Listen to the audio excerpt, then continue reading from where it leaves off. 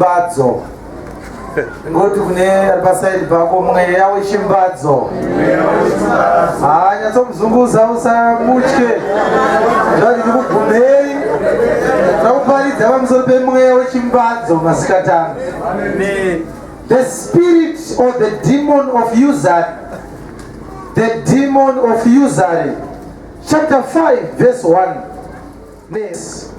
Zvino kunyunyuta kukuru kwakamuka pakati pavanhu navakadzi. Anotaura achidaro. Amen. Nehemia ari kusvitswa chichemo nevanhu vari muchechi. Ari kusvitswa chichemo neungano yese yeimba yaIsraeri. Tangidzai kubva vhesi ya1.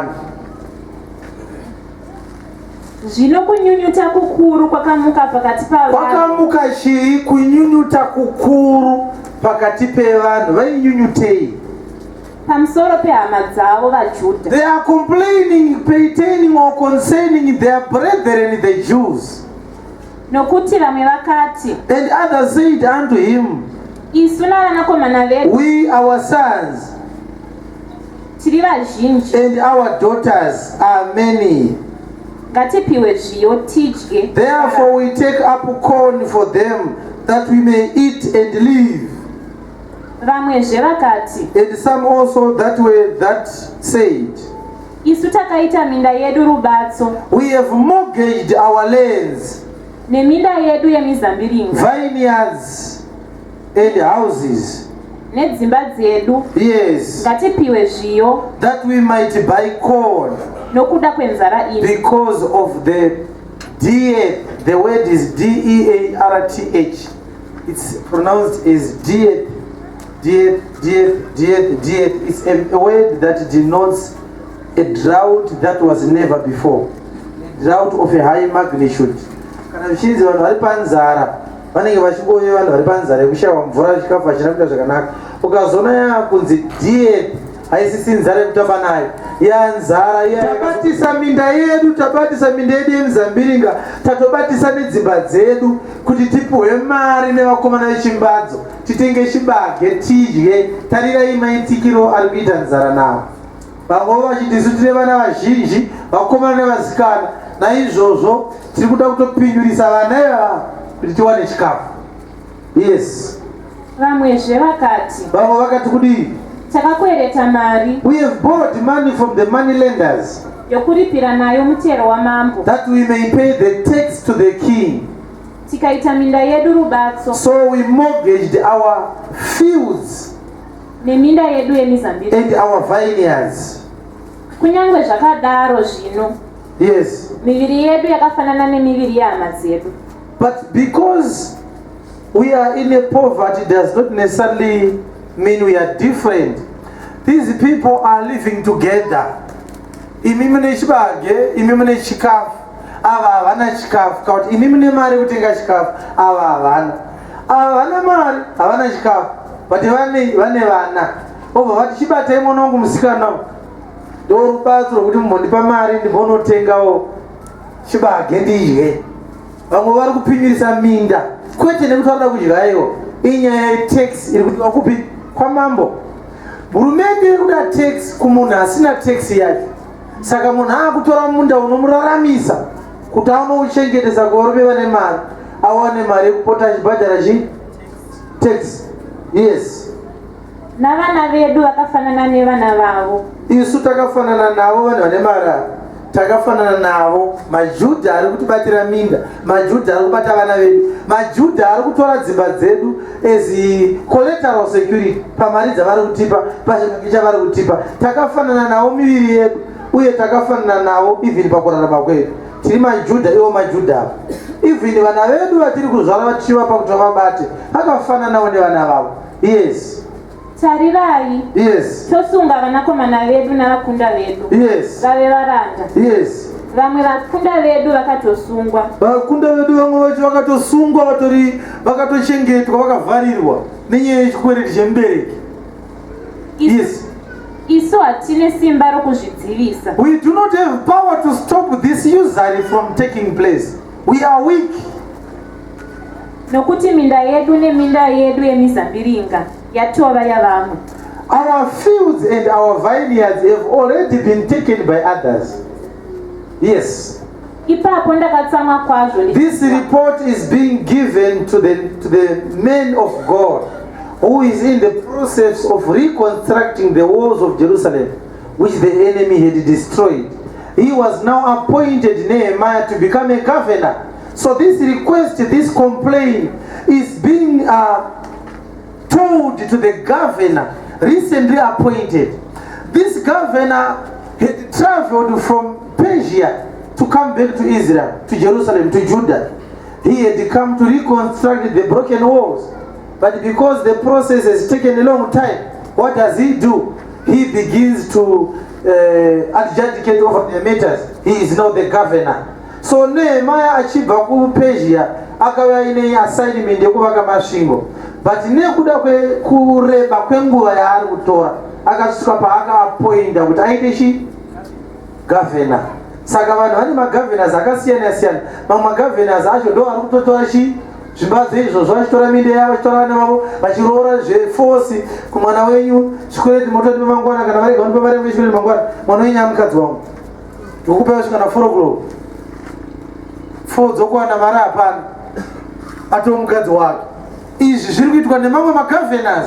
But majudha vauya nechichemo kune mumwe mujudha anonzi Nehemiah akaburuka achibva Persia achiuya kuno kuzovaka masvingo.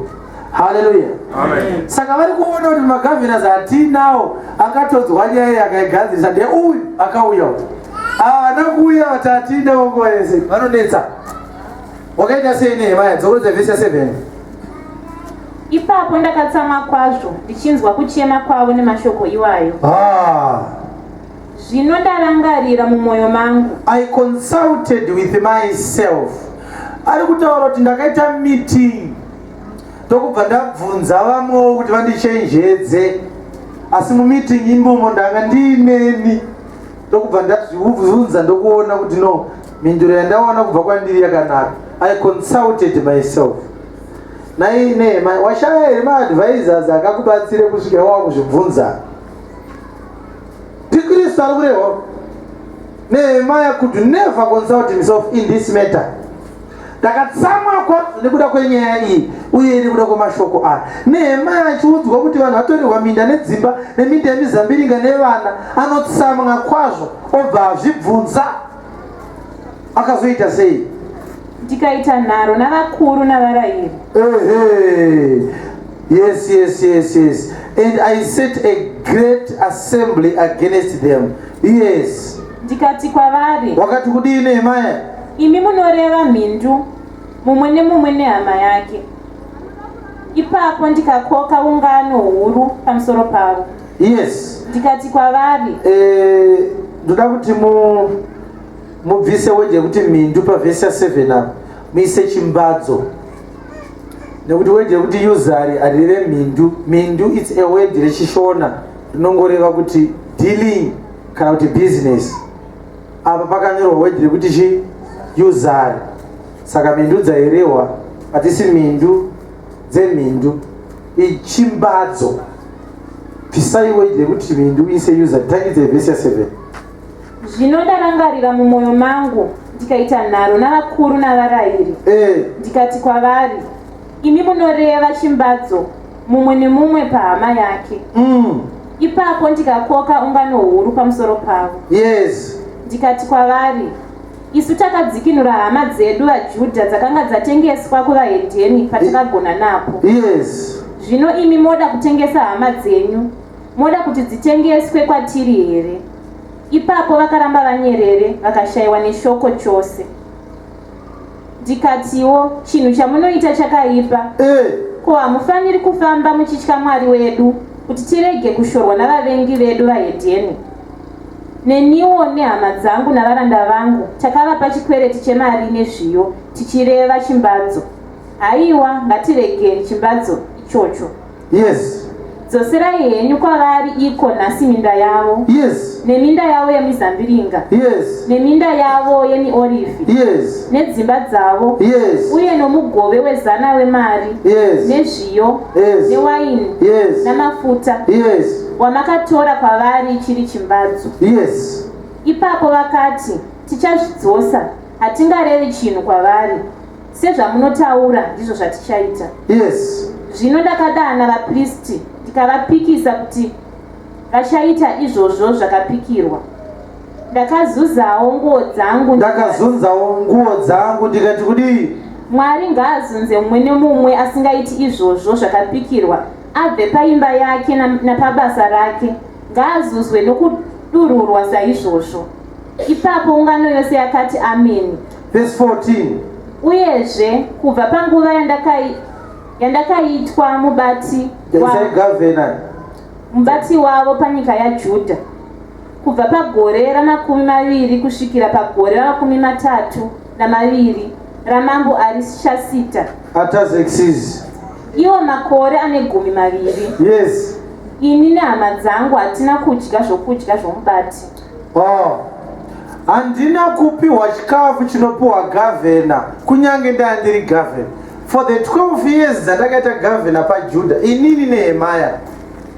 Mamwe magavhenas ari kutora chikafu chemagavhenas kubva kuvanhu vachidya, asi ini 12 years ndiri gavhena wavo handina kubata chikafu chagavhena. Ndaizviwanisawo chikafu nenzira dzangu. Vanotambira kubva kuvanotambira, asi ini aiwa ndakaramba izvo. Yes. Asi vabati vokutanga vakanditangira vairemedza vanhu. Amen. Umbera Kristu muoko. Vabati vakanditangira vairemedza vanhu. Yes. Hallelujah. Amen. Na mweya wechimbadzo varume, mweya wakanaka kuti tiuparidze nezvawo masikatano. Yes. Tomuka pari mwanga kuti tikuzira apostoli tinotaka zvibadzo. Iri kunzi ndakavatuka nehasha ndikati zvamunoita zvina kunaka. Isu takanunura vanhu ave hama dzedu vanga vari vatorwa uko kuti vauye kuno vaite free. Kubata vamwe venyu kuvaita futi vatapwa vechimbadzo futi. So mazuva neHemaya. Hallelujah. Amen. Now teerera nyaya iyi unzwe mumiriro yakaita. Number 1, neHemaya anga ari mudiri wewaini sezvatambotaura. Achibva kuPezhia achiuya kuno akakumbira tsamba kuna mambo Artashasta. Artashasta izwi rechishona rinotsanangura Artaxerxes. ARTERXERXES. Ndo spelling yeword yekuti Artaxerxes. Teera imunzwe. Tokubva ati nditenderei kunovaka masvingo akaondomoka, asi ndipei tsamba mbiri. Tsamba yekutanga nditendereiwo kupfuura nepakati pamwe magavhenas varege kundinetsa vachifunga kuti ndiri musungano tiza. I am authorized by the royal king to pass through into the land of Judah. The second letter, nditenderei imi mambo Artashasta kuti kana ndasvika kuJudha kwandiri kuenda ndigozopiwa mvumo nemi kuburikidza netsamba iyoyo yekutora demo ndotanga kutema mapango ndichida kuvakisa masvingo aya nekuvakawo imba yangu. Ndichavaka mapango, ndichatema mapango musango renyu mudondo ramambo. Mapango andichatema, number 1, ndichashandisa kuvaka masvingo akaita se akaondomoka. Asi kana ndashandisa mapango aya kuvaka masvingo akaondomoka, ndichatema futi mamwe ekuzovakawo imba yandichagara. Ndikagare musango kana ndasvika kuJudha. Saka ndoda kuti munditendere ndimi muridzi wedondo. Ndipei tsamba yekuti munoti authorize kupinda mudondo ramambo ndotema mapango mamwe ndovaka masvingo akaondomoka nemapango enyu, mamwe ndotorawo ndovaka imba yangu. NeHemaya anga ari mudiri wewaini pamberi pamambo Artashasta, asi akatemera mambo nguva yekudzoka. Tataura kuti ndiKristu akanga ari muprista kare worudzi rwaMerikizedheki, ndiye akapa Mwari nguva 33 years. Baba ndinodzoka, asi pandiri kuenda apa ndinoda kupiwa imwe tsamba yekupfuura pakati pemamwe magavhenas. Tsamba yaaida kupiwa yaive yekunopinda mumurayiro, ndo mamwe magavhenas aaida kupfuura maari. Can you authorize me to go into the law as I am going to reconstruct the broken walls? I also request that you give me another authority in form of a letter that I may be allowed to go into the forest of the king in order for me to cut down wood. I will cut down wood to reconstruct the broken walls. I also cut down wood to build build my own house, I will need to have apostles whom I'm going to cut down from the forest of the king, with whom I'm going to build the forest, the walls of righteousness that were broken down. Are you going to allow me to cut down Peter? Are you going to allow me to cut down Judas Iscariot? Allow me to cut down Thomas, so that I may use them to reconstruct the walls of righteousness. But after I have erected, I have built, I have established the walls, I also need authority to cut down wood from the forest of the king, with which I am going to use to build my own house, the New Testament church. I'm going into the forest of the king. Sakadondo rari rebridzi rari zira Nehemiah. Ndamuri dzwenyika garanti mwari. But Kristu wakapuwa authority yekupinda mudondo ramambo. Otora demo reshoko ramwari. Otanga kutema ana Paulo, achitema ana Barnabas, achitema ana Silas, na ana Pilimano na ana Johanana. Ovatema achida kuvaka imba yake. Saka Nehemiah achiuya kuno ane tsamba mbiri.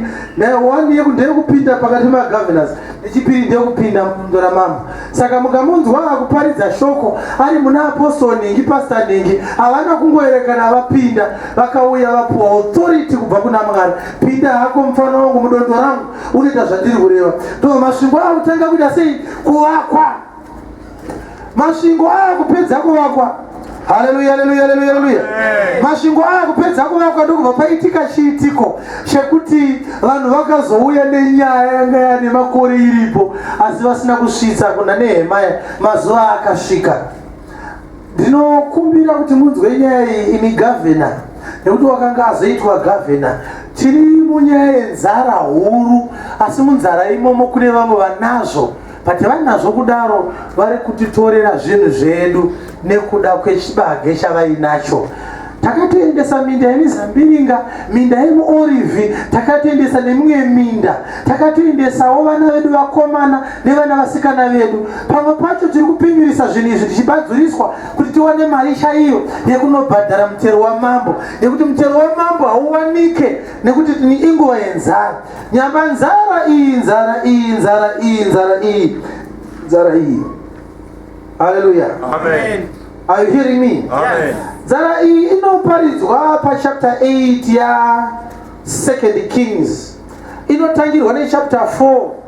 Mushure mekunge kubva pa verse 8 zvichika kuzasi.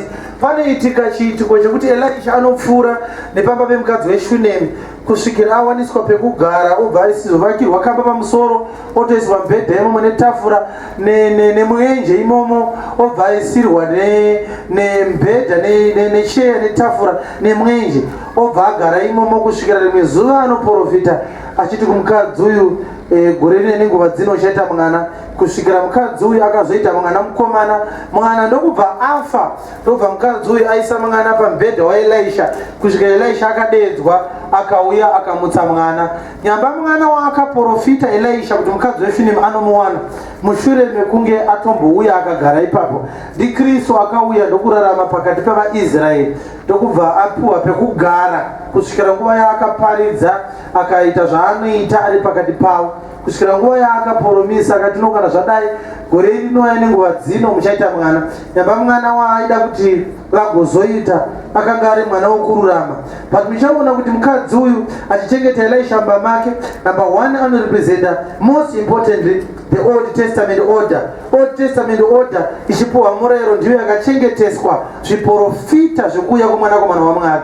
Saka prophet Elisha achigara mumba memukadzi uyu, it's a message yekuti the Old Testament woman, the Old Testament church housed, accommodated the prophecies of the coming of the Messiah. So it came to pass that at a certain time the prophecy was given even in the book of Isaiah chapter 9 verse 6 that according to the time of life unto us a child is born, unto us a son is given. Saka mukadzi achinzi gore rine nenguva dzino unoita mwana, zviprofita zvokuberekwa kwaJesu nekuuya kwaKristu zvakapuwa kuOld Testament. Saka nekuzara kwenguva mwana akazozvarwa, but sezvakanyorwawo mwana akazofa. Saka mukadzi akati mwana kana afa handiendi kunobvudza dzikamutanda, handiendi kunorova gata, tinoenda kunotaura neakapromisa kuberekwa kwemwana. Ndobva Elisha auyiwa naye, this time akauya aine tsvimbo yaakabvenge apa kuna Gehazi.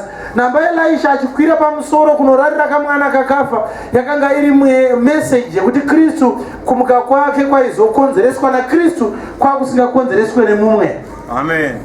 Saka Kristu wamuka ndokumutswa kuitwa kamwana kemukadzi. Ndobva nyaya chasiwa akadaro. Chapter 8 inointroduce nyaya ichiti zvino kwakazenge kuine nzara yakanga yakonzereswa nemunhu waMwari yaifanira kulasta 7 years. Kusvikira munhu waMwari anodzoka kumukadzi weShunemi oti munyika muno mamugere muchaita nzara, chitizai muende kuFilistia munozodzoka after first 7 years. Saka nyaya yatinayo pano ndeyekuti Nehemia achisvitswa message yekuti nekuda kwenzara huru tiri kuitwa chimbadzo. Nzara huru ndeipi? Ndiyo nzara huru yakaudzwa mukadzi weShunemi naElisha, imbotizai muende kuFilistia munogara ikoko munozodzoka after 7 years. Ndokune chibage iko zvinezvi munoma muna chikafu nenyaya yekuti ndakonzeresa nzara.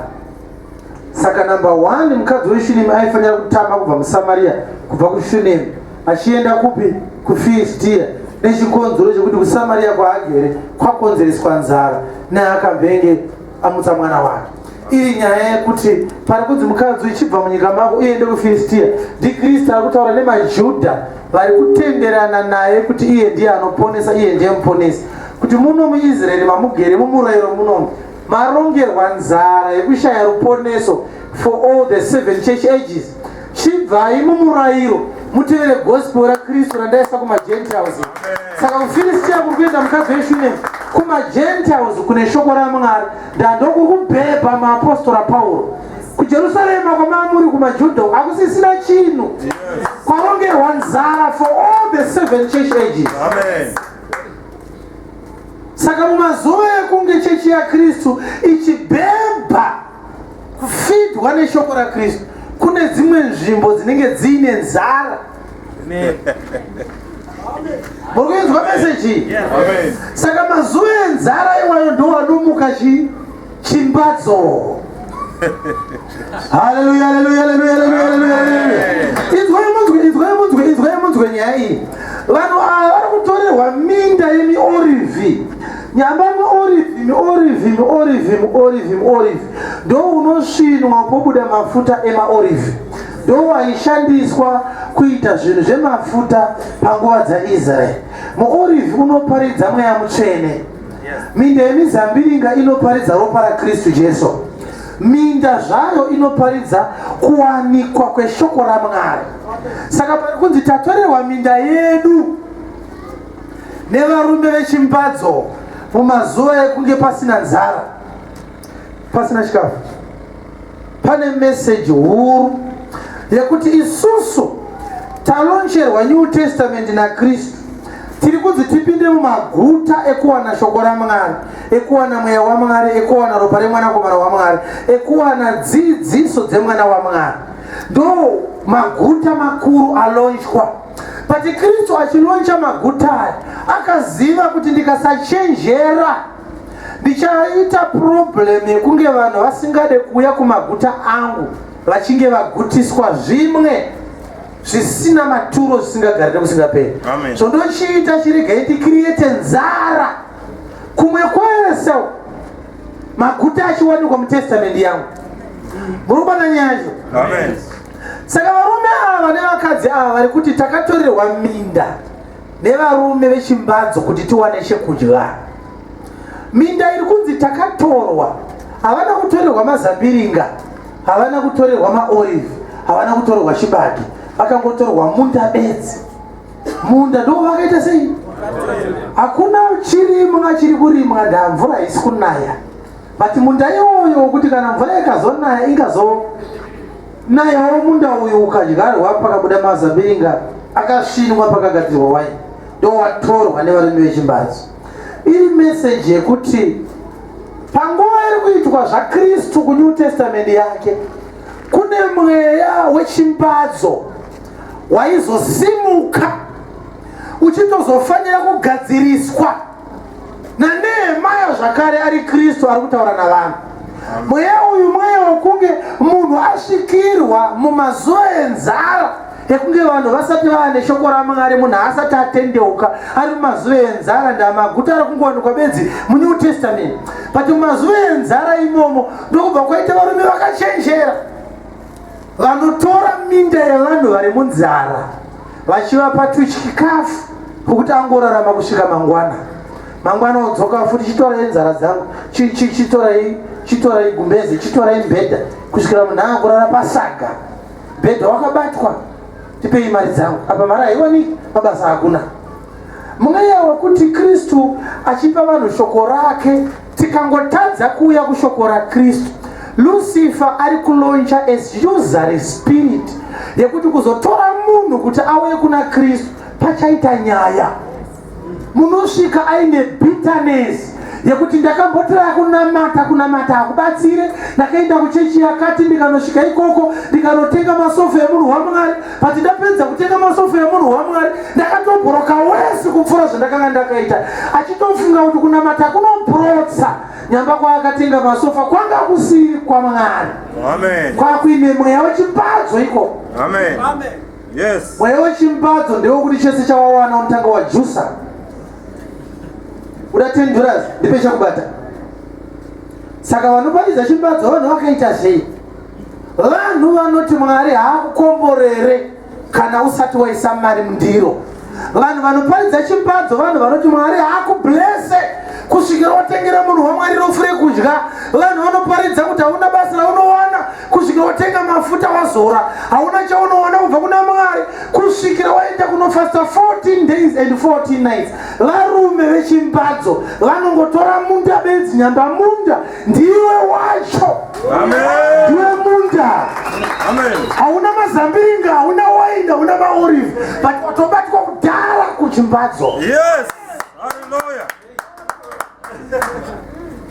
Munda watorwa, mazambiringa asati adyara. Amen. But sei matendera nekuti musakurumidza kublame varume vechimbadzo. Varume vechimbadzo vakanakira kuti havaone kuzotora nesimba, unoenda wega. Amen. Hausi kundinzwa masikatani. Varume vechimbadzo vakanakira kuti vanomirira uye. Amen. Uine kabegging bowel. Amen. Iyererewo makapi maviri ehupfu woti jusa siya munda pana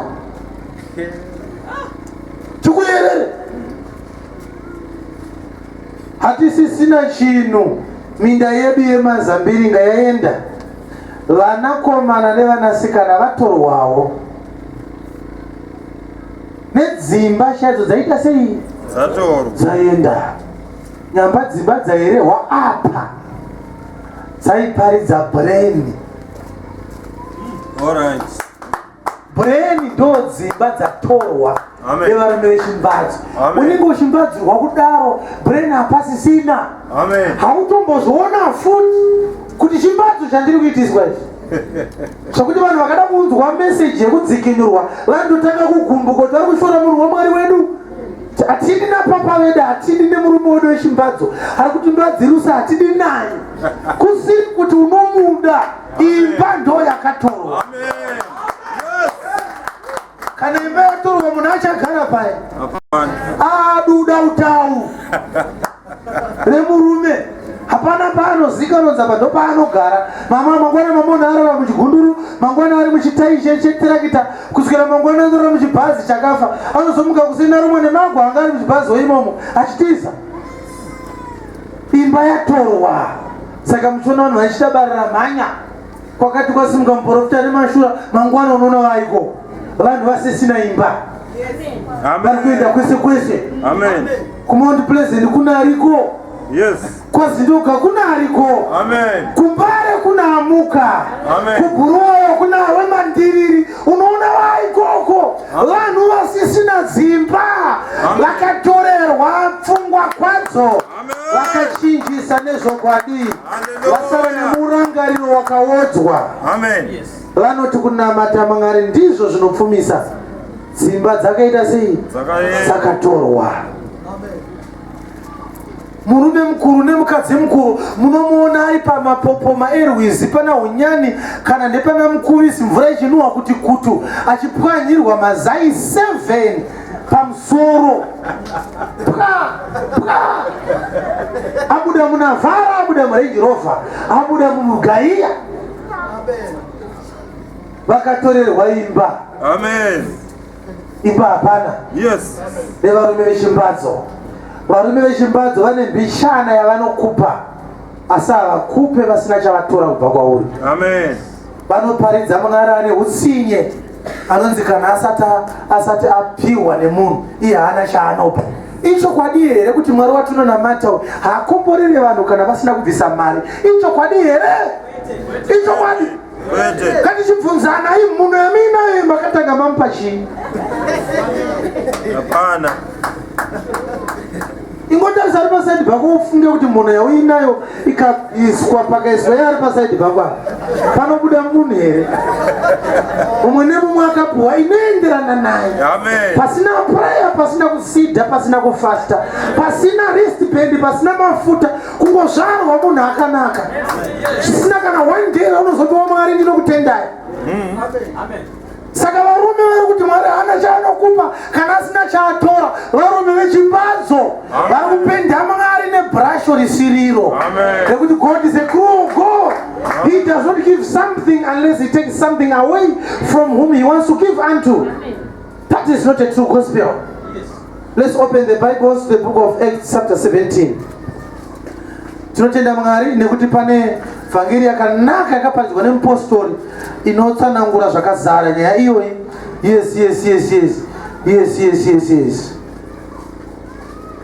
Oh.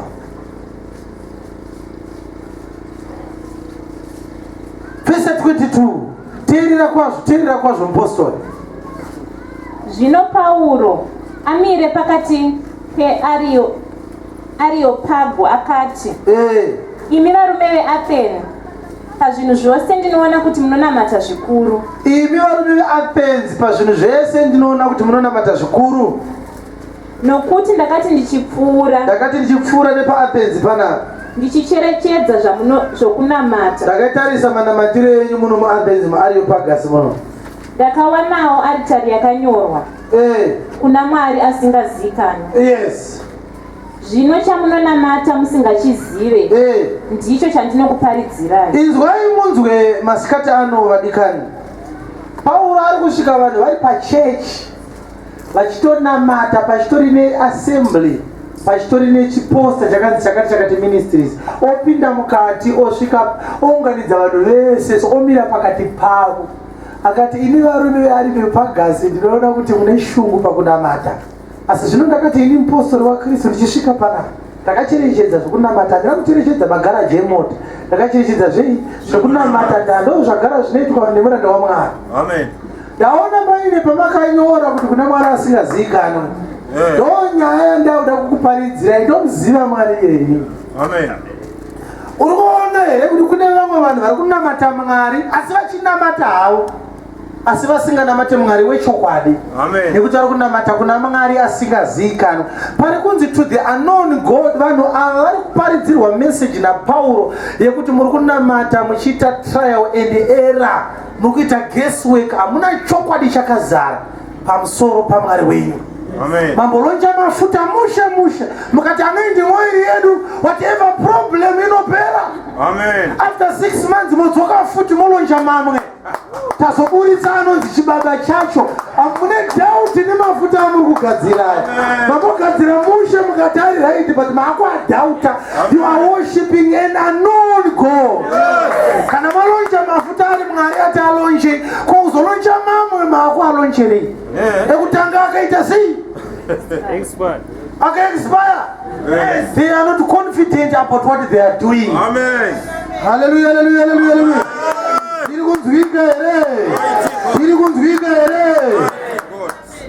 Chinoziva ndosaka munhu aise maristband, rimwe ramagaya, rimwe ramakandiwa, rimwe rachibwe, rimwe rachipunza, rimwe raani. Ari kunamata Mwari waasingazive. Ari kuti ndikatora remunhu 1 handina 2 ikainisanganisa. Pamwe zvingandibatsire kana awanda. You are worshiping an unknown God. Hallelujah, hallelujah, hallelujah. Zvino kana ndiri shamwari handisi kuzopfeka chinhu pamuviri, ndichapfeka shoko raMwari rinogara mukati, nekuti wristband yakagadzirwa nerabha, ichasvika paichadambuka. Mwari adambuka, Mwari adambuke tsano, Mwari adambuke, Mwari adambuke, Mwari adambuke. Hallelujah, hallelujah, hallelujah. Kachigubhuke mafuta kafedha, fesi yaprofeta haichaoneka, fesi yaMwari yafedha. Kuna zvakanaka. Fesi yaMwari haifedhe, fesi yaMwari haifedhe. Are you hearing me? Hallelujah, hallelujah, hallelujah. Ndichatakura shoko rinogara nekusingapere. Handionekwe nezvekupfeka kunze kuti ndiri mwana waMwari. Ndichapfeka Kristu mukati mangu. Madhimoni naMwari ari kudenga vanoti uyu akatakura mwana Mwari, uyu akatakura mwanakomana waMwari. Handinamati kuna Mwari asingazikanwe. Handitore sauti yemagodo ndoisa pasi pepiro, handiyezeka muchinjikwa ndopfeka muhuro. Ndinonamata Mwari anozikanwa, iye hanamatwe nezvinobatwa namaoko. Hallelujah, hallelujah, hallelujah, hallelujah. Ndikunzwika here masikatana.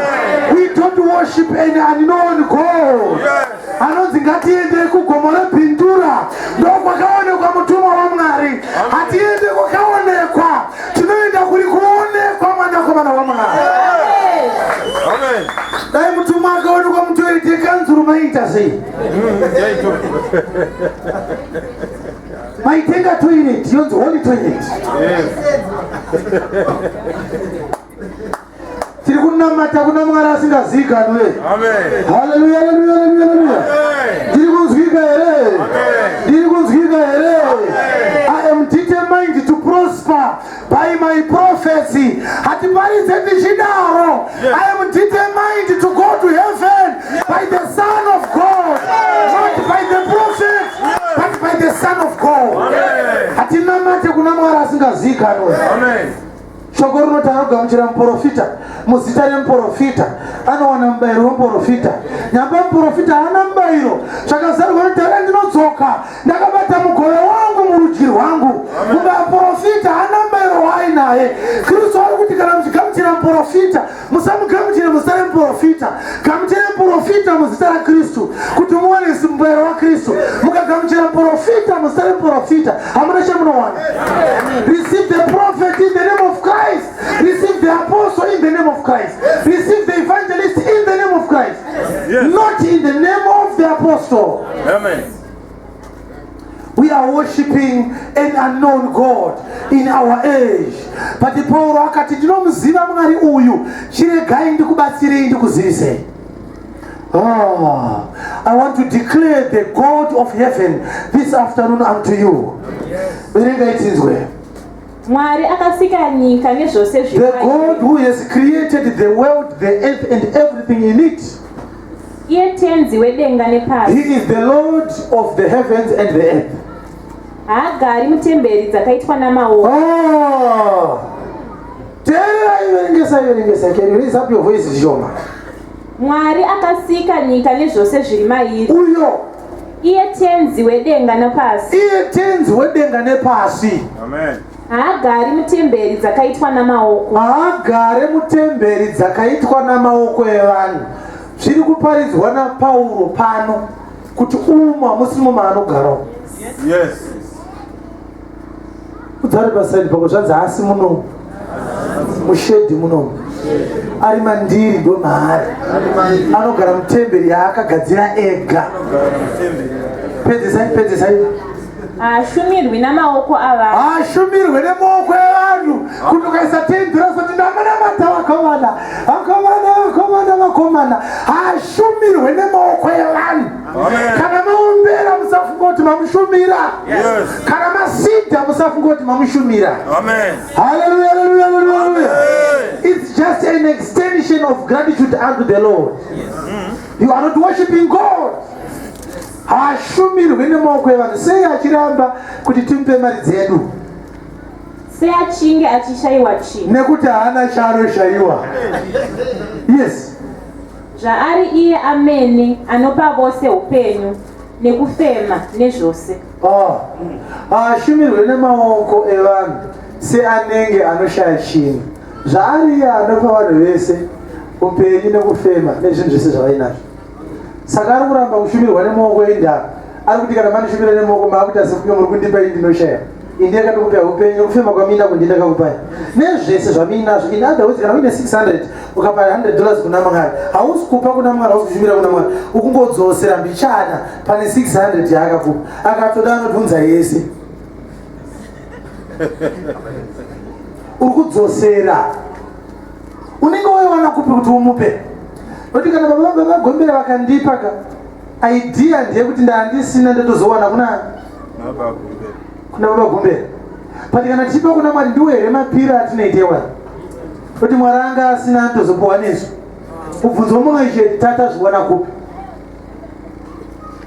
Kana wakawana basa inyasha dzaakakupa dzekuti uwane basa iroro. Amen. Uye kuti uwane basa unotori able bodied. Yawanga uri bofa waiwana basa iroro. Amen. Saka kana kudzinga basa hambo kutaura nekambani yako anenge kubvisa maziso. Topoteka kuti basa richashandika. Nekombiyuta iri pabvunza achienda kumba. Kana padai chienda kugara pakombiyuta. Amen. Ukarara unorara waneta uchinyatsonzwa kuti wako ndaibva nekuneta ndashanda zvisingaiti. But mangwana unofuma uchijoga so I'm ready for work. Simba racho rabva kuri. Ndiano kuti achijusa every day vanhu vakarara. Muwedzere anoshanda futi. Amen. Hazvina mosva ibenzi. Zaibata mari yacho. Amen. Ichazodzoka ndotonga ubenzi later. In the meantime ngambo ibata mari. Neubenzi iwo tikurekoda. Amen. Chazogadzisa nenguva dzinouya. Munhu anoona mukadzi asiri wakagomuka kusena ari mbeni. Mwari agoti mukaita muende futi kubasa. Kupfuure mberi neubenzi. Chazogadzirisana nezvari kutongo. Amen. Chichitori chipo unonzwa achinzi anonaisa mvura kunyange nepamba pemuroyi. Mvura inonaya. Nemushana unotoona muroyi ari pazuva aika. Nemiwo motodawo zvaMwari. Muroyi anozambira zuva. Raasingadeserve kuti ariwane. Amen. It's a gift from God. So you don't minister to God with your substance as if God is stranded. You are actually sowing back to Him the little that you can afford to sow back. After all, unotoripa charge misappropriation of resources. Pazvizhinji zvaari kukupa zvishoma shoma ndozvauri kudzosera. Katariseni ndikataurire zvenguva chaiyo. Zuva rine 24 hours. Pasvondo pane mangani times 7. Ma-hours mangana uri kuenda kushoko raMwari kana kuprayer. Vari kudedicata kuna Mwari pa7 times 24 hours. Hakwani 24 hours ma-hours aunonzwa shoko raMwari pasvondo. Hakwani mangani 24 hours. Saka nawozoya kuchechi ungaitire kungowaitira tsitsi Mwari. Mwari matonitenda kandatuya kuchechi zve. Akona zvinogara zvokuya kuchechi. Yowe. Uchazoti warwara usisagone nekupinduka. Topaunotanga kuona kuti 1 hour uchifamba it's a gift of grace. Amen. 1 hour. Taura mwana ndokurova. Pane pamwe pekuti wega wakarara sora kana kamndokurova hambomira zvaari kuita. Antu munondirova nei muna sakana. Ngasimuke mukandurove mine kumwa kapi yekoko chaimukura mutadza. Ukatora uchiti mwana ndokurova manje unotori naro simba rekurova mwana. Kune vamwe vari kuzvipatara uko vasisina simba rekusimuka achienda kunogara pachemba kurezo haasisina. Amen. Ari kubatsirwa. Amen. It's a gift from God. Amen. Hashumirwe nemaoko. Amen. Hashumirwe nemaoko. Ndiye anopa vanhu vese upenyu. Ndiye anopa vanhu vese zvese zvavainazvo. Nemweya wokufema ndiye anovapa. Ndiwo mashoko akaparidzwa nemuprofita panapa.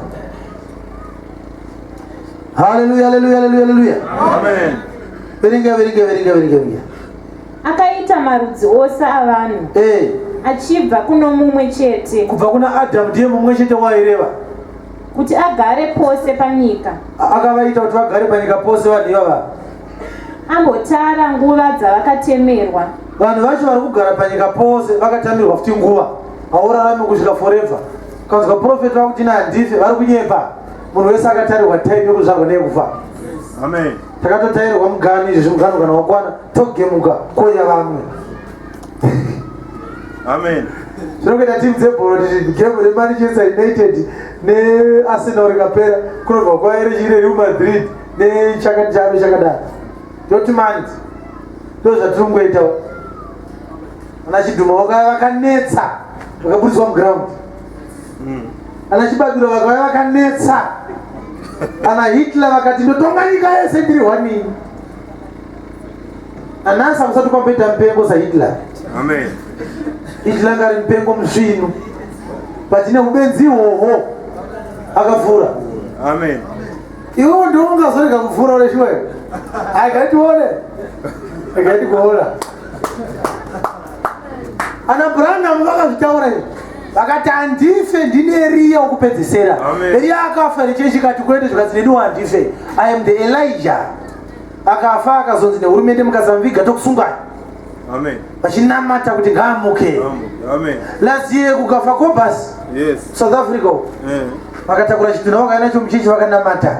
Let's pray for his resurrection. Amen. Achiparidza a doctrine of immortality. Atichafa akabata John 3:16. Akati Ishe vakati anotenda kwaari haafe anorarama nokusingaperi. Haana kuzoti airehwa kunzi anikana ana haisi miviri yenyama mweya yevanhu ndoyenzi inorarama nokusingaperi. Amen. Mwari haana kurega kusiya ari mberi. Yes. Kuda kuupenzi hwaakanga aita. Amen. Mumwe muprofita murefu so akanga ari kwakweti complex akati inini ndinogona kudeclare kuti ndisafe. Rimwe zuva akafuma achiita kuenda kuKariba kunofamba pamusoro pemvura.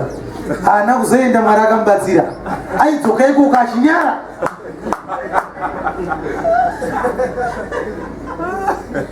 Kumuda kufamba pamusoro pemvura zvaita sei? Atika Jesu wana akafamba. Urirefa anotevesa vanhu zuva. Anobhocha mazuva anosingaite. Haana kuzoenda kuKariba. Akaona kuti hazvichaita. Ndinonyara pamberi pevanhu. Nonyura mukatozodetserwa masea divers.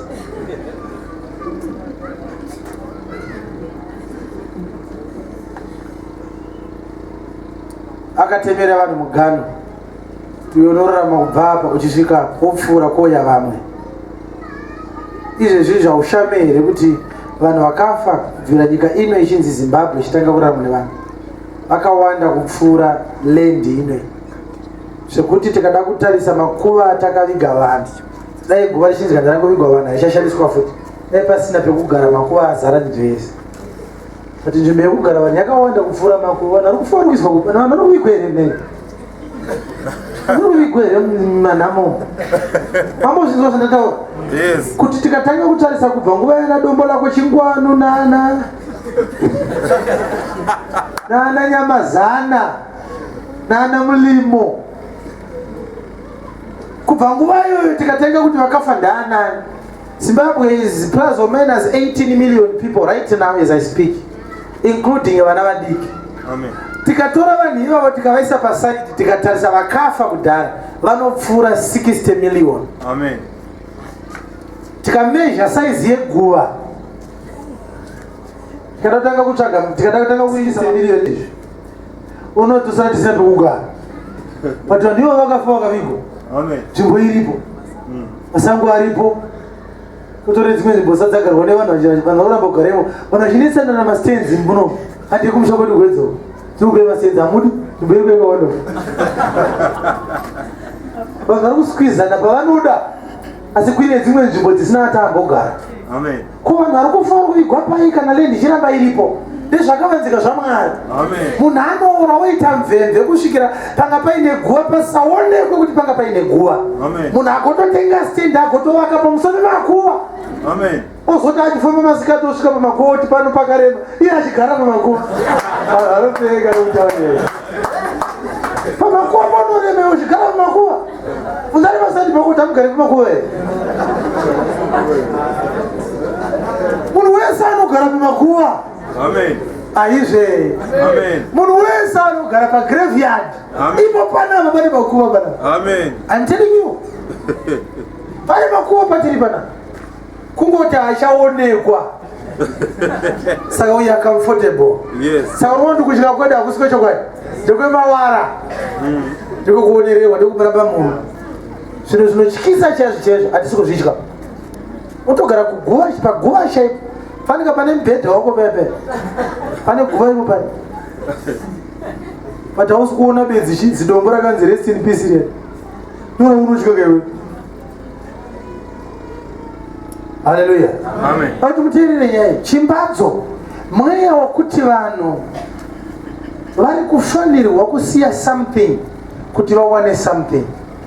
Iyuzari iri kuintroducwa muchechi navanhu vechimbadzo.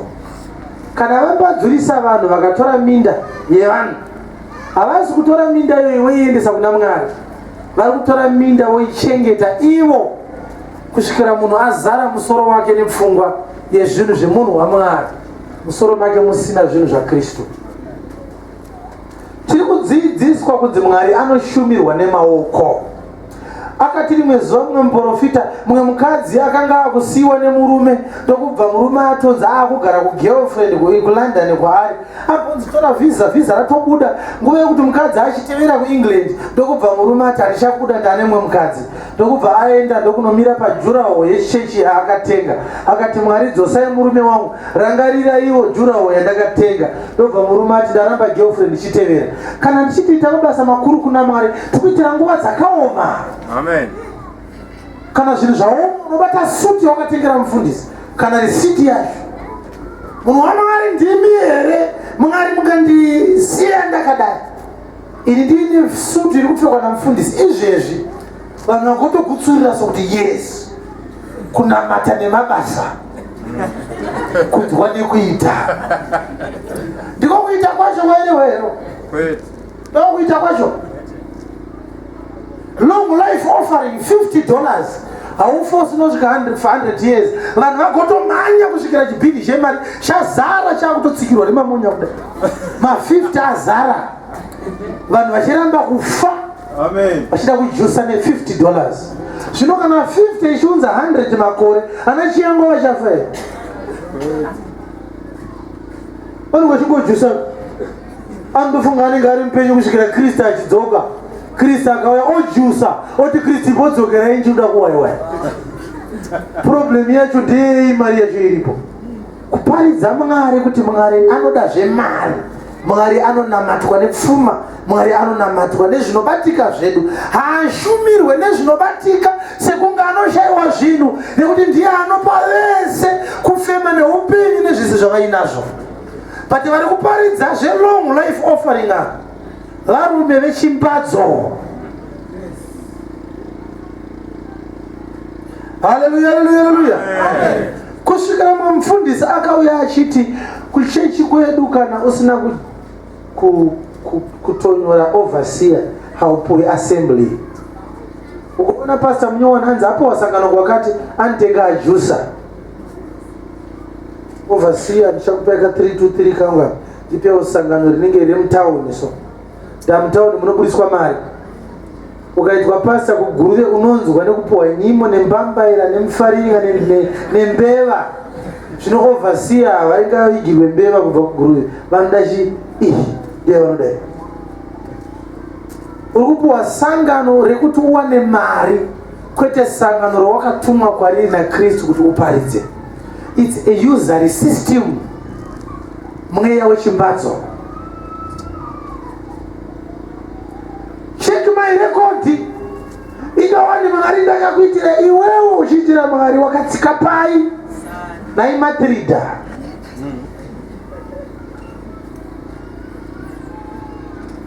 Unoitira Mwari wakatsika pai iwe. Kana wakunamata ingoti Mwari ndirangarire iwo, ndinokumbira kuti mundiitirewo chakati. Ndinokutendai nekundirangarira kwamakaita kare nemwanakomana wenyu. Muri mutsvene makarurama, ndinokutendai. Watopedza. Haikona kuda kunobata dzimwe nyaya dzekushokosha. Muzvere weshumba achangopedza kusununguka. Unotsengwa ukasara waminzimiti. Vanhu vari kusvitsa chichemo kuna Nehemia kuti vanhu vari kuita izvi havasi vatorwa. Miviri yedu yakafanana neyavo, vana vavo vakafanana nevedu. Tiri vanhu pamwe chete navo, maJudha pamwe chete nesu. Chimbadzo hachisi kuitwa nevatorwa, chiri kuitwa nevamwe vedu vakazvarwa muno muZimbabwe. Ndo vari kuita chimbadzo. Anongotanga kutaura zvinhu zviri mistirika. sokuti unotanga kufunga kuti ndofunga anoona ana Mwari ndionekwe. Saka regai atitungamirire munhu anoonekwa naMwari. Ini ndiri pedyo naMwari kupfuura imi mese panapa. Audzwana nezvozvo. Kune zvimwe zvidhara zviri kumaruzevha uku shamwari zvisingazive kuti chinonzi sutu chinopfekwa sei. Zvine zvigamba zveyero patirauzi yeblue. But chinoti chikaudza vanhu mumusha kuti Mwari ati zvakati, unonzwa vachiti musharuka haumano kana adaro Mwari ataura. Kune vanhu vanotaurwa navo naMwari vakanyarara. Vasingaende paTV kana paEchimetro vanotaura naMwari vakanyarara. Bvunzawo Elijah akanga aura kunyepa kuti ndindega ndasara zvikanzi mubrackets ari kunyepa. Mwari aiti vene vamwe 700 vakashengeta. Kune vanhu vanotaurwa navo naMwari vasingaende kumberi kwevanhu. Usafunga kuti kana uchienda kumberi kwevanhu it's a sign kuti wakudzwa naMwari straight. Kristu akashamisa vanhu vese nana Peter vakati mai babo taura kurudziko akadai kuti pane vese vakaberekwa navakadzi John ndiye mukuru. John asina kana munhu wakanamatira chikosoro chikapera. Kumadii kuti Elia akakwira vanhu vachiona ndiye mukuru zvikadzi aiwa Elia mfana hatofanira kuti shefu na John. John ndiye mukuru. Abraham baba vakutenda zvikadzi John ndiye mukuru. Kwa inini Peter I am the rock. John ndiye mukuru. Kwa inini John ndinorapa chipfuva cheri zvikadzi kutaura John Mbhabhatidzi. Kwa David makati muri vari pamwe pezi zvikadzi John ndiye mukuru. Amen. Kati John anambobvira aita zvechechika. John aigara kurenje uko akadii zvikadzi ukuru hwaJohn haumezhwe nemi. Ndindoziva zvandakaitisa John ndozvandiri kumezha. Amen. Vanhu vaMwari havamezhwe nevanhu, vanomezhwa naMwari akavatuma. Amen. Zvino kana John asina kana kurusedi yaakaita vanhu vakatendeuka, vanhu vachinzwa achipopota meseji yake yanga iri one handisiri nasi yanoya. Saka kukudzwa naMwari kunoonekwa sei? Sikufona munhu akapfeka suti yekuti inenge ine side rebhachi rakadai atokudzwa kai. Aika. Zvare marodzana ini. Kukudzwa naMwari munotobvunza Mwari kuti wamakudza ndiani? Amen. Noah was a preacher of righteousness. 100 years dzekuparidza vanga vakatendeuka 0. Hakuna kana 1 akatendeuka Noah achiparidza. Mwari vakamaka vakati anorova mukomana. Wambirire imomo. Saka kugona kuparidza kuita sei? Taifunga kuti kuzadza stadium guys.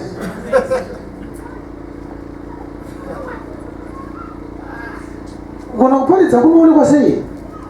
Kana Noah akaparidza for 100 years kukashaya kana 1 akatendeuka, Mwari akati anogona.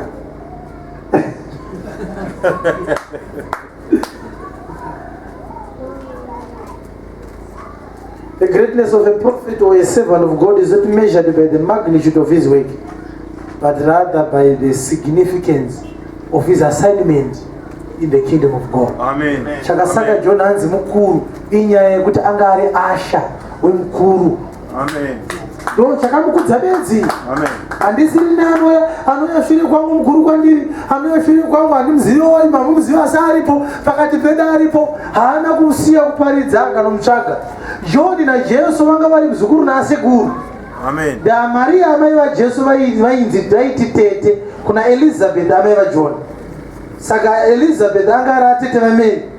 Saka John, saka makaona Elizabeth akazvitakura, Maria akatoya akasikovaona akatomboita zvavakaita vesu. Vaizivana. But Elizabeth haana kusiya udza John kuti munhu uri kukurira road muzukuru wako. Maria haana kudzoka mukomana kuti munhu ari kukurira road yako ndisekuru wako. Vakakura vakadaro John achiti aripo mumaraini imomo. Iye ndiye mukuru. Hapana kana 1 akati ngatimutsvage. Funganidze vana vese titsvage ari kutaurwa wacho. John was preaching 37 kilometers away from where the Lord was. Guess what? Haana mbouya kuzomutsvaga. Kuti imomo mugere imomo handimo akakuno kurwisa. Kokwamugero ariko iye ndiye mukuru. Chamuona here. John nomuziva because asandamuona wasaripo. Anosvika manje. Musi waakasvika mweya mutsvene akamubata John akati hero gwayana radairevai. Amen. Ndiro rinobvisa zvinhu zvenyika. akasvika mufana ndebhabhatizo kanzi never, I will never baptize you. Jesu John taurira pasi ndibhabhatidzeka azina John kana inini kubata imi nokunyika yemvura aiwa kana itobata imi mundinyike kanzi naJohn naJesu aiwa wakanipala tibhabhatidze kusvikira Jesu ati aiwa mfana tibhabhatidze kuti tizadzise kururama kwese. naJohn akana pene kururama urauzadziwa iye ndingakubate undivhingidza nenyaya dzinobaza. How can I touch the Son of God and baptize him? Iwo amuti mwana makamubereka John akaramba kumbata. Amen. Akati ndenda kambata sei pare mhosva igwayana raMwari. Amen. Knowledge yave naJohn hatiikwanisi. Amen. John anomburura anombita musikana akazvarirwa kurenje akarererwa kurenje akaparidza ari kurenje akapfeka zibhandi nezijasi remvere rengamera nezibhelt muzvuno mukati musina chinhu tomararamiro aite iwani 16 years ndodzaakatanga kuparidza akafara around 31 years. John was 6 months older than the Lord. So akapinda mutauni kutanga kuonawo town akabva avharirwa haana kubudemo makachekwa arimo nekuda kwebasa raMwari. Kristu akati ndiye mukuru. Kana uchida ukuru unongonzi ngatirivhese mbonogara kunze kunotonuka. Aidya uchi newiza. Mumwe mudzidzi wakanga ari Andrew munin'ina waPeter. Peter erara achiraura naAndrew mupana wake. Andrew makusenotora unosiya kumba oya kurwiza asina chinhu.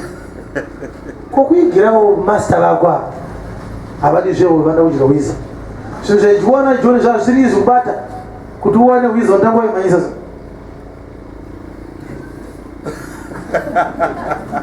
waibata kuti uwane uchi ungoona pane nyuchi womora ngazvigonera. Siyana nazvo zvekutsvaga ukuru kuita mwana waMwari uende kudenga. Amen. Zvakawanda siyana nazvo. Amen. Zvinoitiswa varanda vaMwari inyasha dzaanenge atopiwa hazviteedzerwe neshungu. Amen. From the days of John the Baptist unozvigona zveviolence dzaJohn iwe. John haana kutakura mapuwa akarova vanhu uko akaita violence. Violence iri kutaurwa yaJohn ndeyekurejecta the desires of the flesh. Amen. Kuramba nyama kuti nyama inoda kuona vasikana kuti vakadii, nyama inoda kupfeka hembe, nyama inoda kugara mumba. Ini ndichagara muchimusosozo mudesert muno ndichiswera ndiri mumvura kusvikira ndafa because of the Lord. Amen. The violence yakaitwa naJohn. The violent shall take it by force. Uiona violence yacho? Amen. Ndari pasaidi pako tunoitora here kingdom neviolence. Izvo zvitikabvisa mashera tikati nhasi tichaparidza vanhu vakagara pavhu unobuda ukaenda hauigone violence ngatamuitowani. Amen.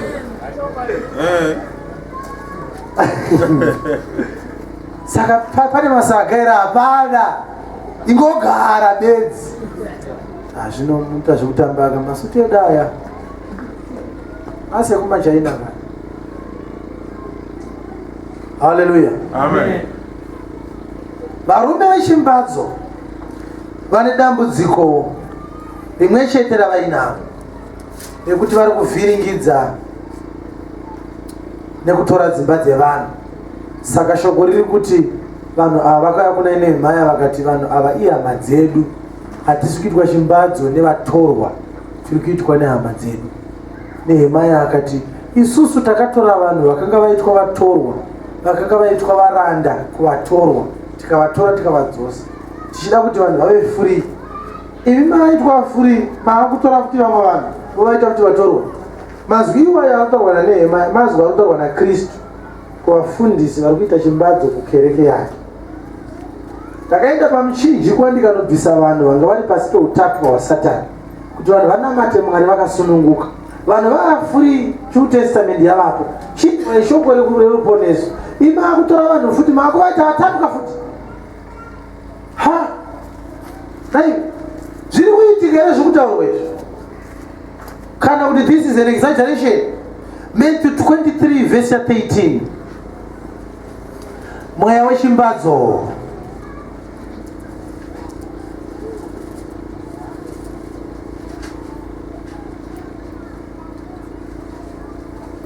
mune nhamo imi vanyori navafarisi vanyengeri. Yes. Nokuti munopfigira vanhu ushe hwedenga.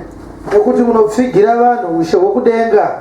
Nokuti imi hamupindi mumene. Imi hamupinde muushe uhu hwekudenga.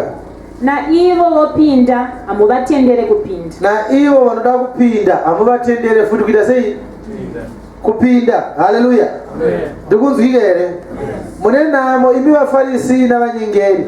Taita sei muri kuvharira vanhu vanoda kupinda muushe hwekudenga kuti vasapinde? Imi hamusi kupindawo asi vanoda kupinda futi, munovarambidza. Mufundisi anyatsoona kuti nekuda kwandinoita mari kudenga handiende. Pachinzvimbo chekuti havandava kuenda kudenga, chitsvagai machechi amungaendeswe kudenga nawo. Anokutorera kuti ndakatumwa okuti vari kuparidza shoko rechokwadi, vari kunyeperai kana vaine shoko sei vasiri kudonhedza vanhu. Hamene kuti akaudza vanhu kuti kana munhu adonha ndo saini yekuti adelivhwa ndiani. Bvunza ripasaidi pako kuti unodonha here? Handisi kuti munhu ngaarege kudonha kana mweya wetsvina wambata, asi ndinoda kunobata nyaya yekuti akaunza mweya wekudonha ndiani. Demoni kana riri mumunhu is a spirit that is living in a body. Amen. Ndikunzwika? Amen. Saka kana mweya uchibuda haubude nenzira yekuremekedza the laws of nature like law of gravity inodonhedza munhu. Unogona kutodonha pasi apa nekungodowo kudonha. Mweya wetsvina wogotosara wakamira woti kana wasimuka tichapfeka na futi toenda kumba.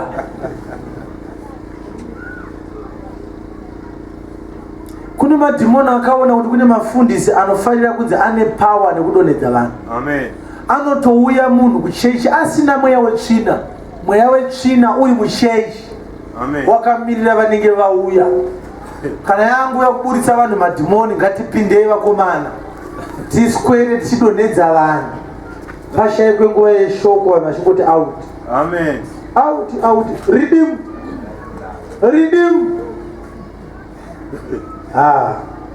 Dai deliverance yaitwa nemuti wewo, Jesu aigona here kuparidza vanhu vakaramba vakamira nesimba raive naro rekungoti Lazarus come forth. Atouya Bible roti he leaped forth, akasungwa maoko nemakumbo. Hapana akaitarisa nyaya iyoyo. Lazarus akavigwa akasungwa kudai, paakadedzwa akamuka akadaro. Kristu akarozoti musunungure. In other words, akaita kuvhomoka kunge bara so kwakusumbira mberi pakeso. Nezwi rekungoti come forth baby. Amen. Lazarus akatozosunungurwa maoko, vanhu vakashamba kuti munhu akanga akasungwa ajamba sei iye munhu akasungwa maoko nemakumbo. Nyamba paishanda power reword ataura ndiye ane simba. Amen. Hallelujah. Amen. Nemazwi iwayo nemaitiro iwayo dai aive nemawarati nawe kusimudza ruoko so vanhu vachitanga kugwina aibatwa here akaroverwa nemaitiro iwayo. Kwete. Kana vana Peter vacho nana John aingarara pachipfuva chemunhu akadaro. John aingofanira kuti achingomuguma soda kuti mangwana weshe ndoda kumborara pachipfuva zvonzirara kuti handivatina mazana anongogara pachiya so oti shuya mugare vanhu vochiti vodonha zvavo pachiya iri baba. Amen. Vanhu vari kudonha. Amen. Mumwe ari kutsvagwa aingoda iso vanhu votomuka vari kuzeru akutsvagwa hake ane zikandari dzake. Pawa rese iroro rakamutadzisa kumudzidzisa dzikama. Amen. Zviri pachena kuti harisi raMwari manyawi anobva kuna Satani mashiripiti. Amen. Mweya mutsvene akaburuka padhere Pentekosti, vadzidzi vakagamuchira mweya mutsvene Bhaibheri roti vanga vakagara, hapana akambotanga kugwina. Kana kuburitsa madziwa nemasiriri nemboo achinzi abatwa nemweya. Kana vada kuparidza Mwari akavhengedzera, anoti kana Mwari apinda mumunhu munhu anotanga kuita benzi. That's painting God with a bad brush. Yes. Paridza Mwari wokuti kana angopinda mumunhu bedzi munhu auda kutodonha. Mwari anoremera munhu waakagara maari. kuna Mwari akadaro.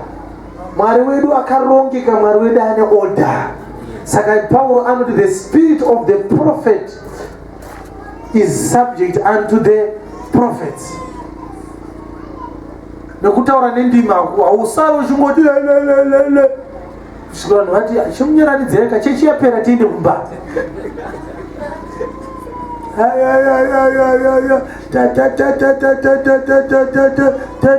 Takapinda kugomo, takasvika pakusvika pamba, umwe musikana achimbotaura nendimi chiseka chinzi abatwa zvine pawa.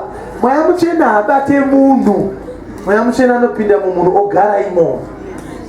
Hamuzivi here kuti miviri yenyu itemberi yaMwari, nekuti mweya waMwari anogara mamuri.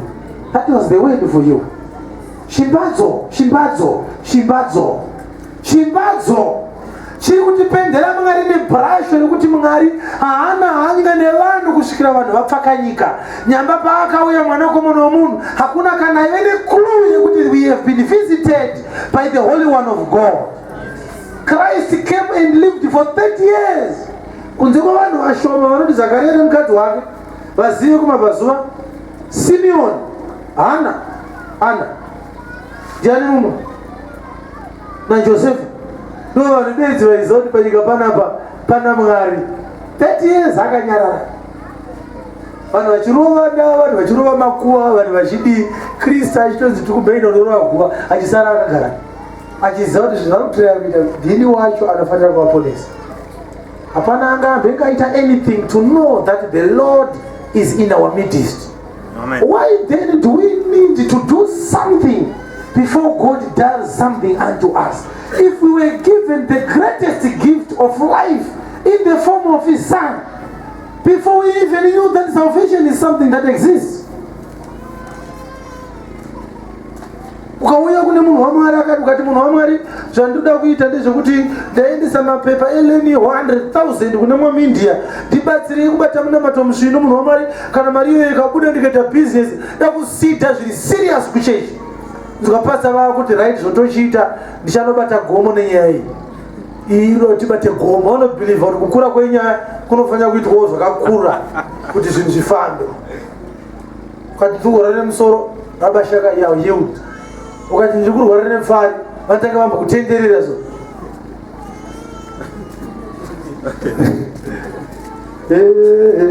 Ozanga area Peter Ginatio vanoziva kuti pfari hadzingobva zvekutamba. Dzinoziva kuti mbotenderera munhu momudira mvura. Ndakaona paseri pabhiya vanhu vachikupirwa migoro yemvura. Kupe nyamba zvinonzi shoko riri padhuze mukanwa mako. Amen. It's a word of faith. Amen. That can change your life. Yes. Amen. The great work was already done on the cross. Amen.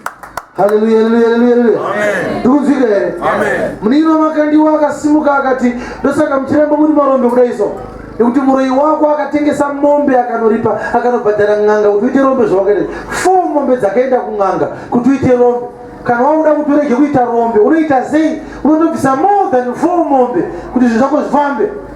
Saka uri kunzi compare usati watanga kupa kuti wakaroyiwa nei. Kanga waroyiwa nechikotora wabvisawo 2 zvikotora wobva wawina. Zvinomuda kuti ndibvise mombe 4 ndisati togotenga kana mbudzi. Uye baba ukaona kana mbudzi kana nyama chaya usati wachi wane mwedzi uchidya nemachai nemakanyanisi. Uri kuudzwa wakaroyiwa nemureve mombe 4 unofanira kubhita target.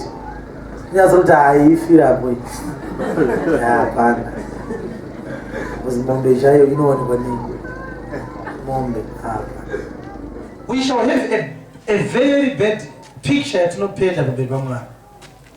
Vanhu vanotenda kuti tinofanira kuita something kuti Mwari atiponese. Mweya wechimbadzo wakaunzwa naSatani pakati pedu. But Satani achiunza mweya uyu akashandisa vamwe vedu vakafanana nesu, vane vana vakafanana nevedu. Amen. Mumwe murume akauya kwandiri pana festa akati munhu waMwari ndakomborerwa neshoko renyu. Tell me kuti munoda kuti ndiite chii kuti Mwari andikomborere. Kana chamuri kuda ndiudzei ndikutengerei. Ipapo kana usati wakuziva Mwari unotanga kuti yes, the Lord has done it. it is my time yekutsenga. Zvinisa atidaro. Munhu achitaura so totanga kutanga tanzwa kuti mazuva aya dai ari Kristu akabira. Aipindura kuti kudii mazwiwa. Pandinotanga kutarisa ipapo. Simon ainzi Simon atendeutswa naPhilip. Philip waenda muvhangeri Philip. Ndobva Philip ati Peter, Apostle Peter vachauya kugamuchidza mweya mutsvene. Simon anga ari n'anga aitouka achitori neshiraini yake. Ndokubva Peter asvika ndokutanga kugamuchidza mweya mutsvene, madhimoni achibuda. Ndokubva Simon aona kuti romane power. Vanhu vese vakutaura ndimi noda kwako. Uyu iSimon n'anga ari kuona zvaitwa naSimon Peter mudzidzi waKristu. Ana Simon vanga vasangana. Ndobva Simon ati amene pamusoro waSimon ndikakuonewo here. Kana Simon ukudei Simon. Zvikazida kuti undiudze kuti imari kuti undipewo simba rawinari ndigopota ndisara ndichita ndinowana akusinyanya kutenga kukuappreciata.